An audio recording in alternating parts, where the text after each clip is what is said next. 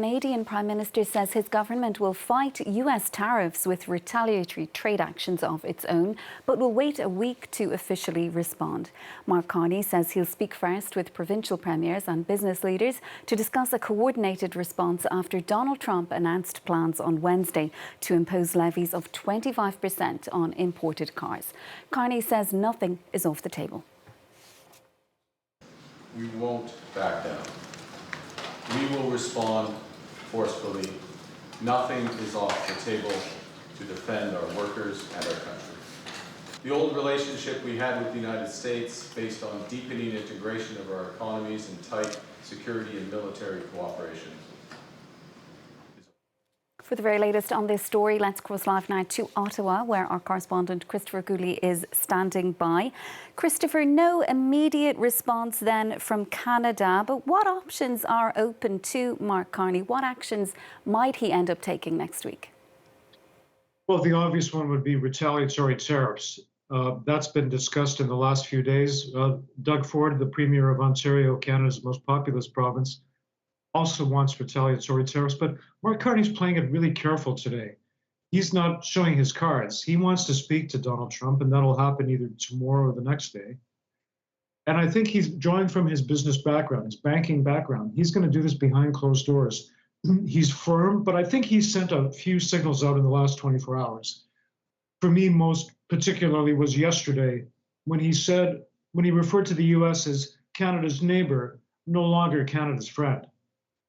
And do you expect then to see a markedly different response then from Mark Carney than that we would have seen from his predecessor when all of this started, this trade war, tariff and these threats coming from Donald Trump?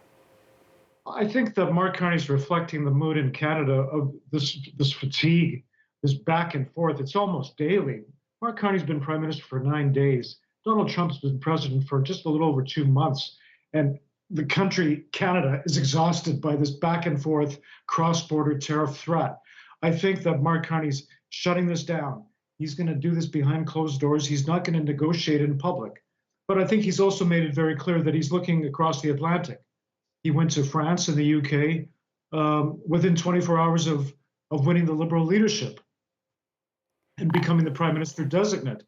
And I think that shows that Canada is now looking elsewhere for all kinds of alliances, not the least of which involves trade.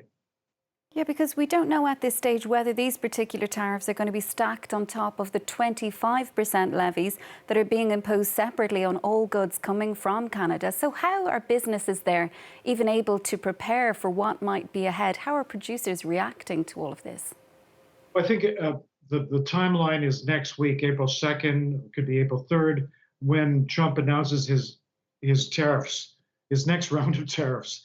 And I think that that's when Canada's probably going to respond in a very formal way. How are businesses responding? Well, I think there's panic. I mean, there are layoffs, the Canadian dollar's down, markets are reacting. Donald Trump talks about creating a homegrown U.S. auto manufacturing hub.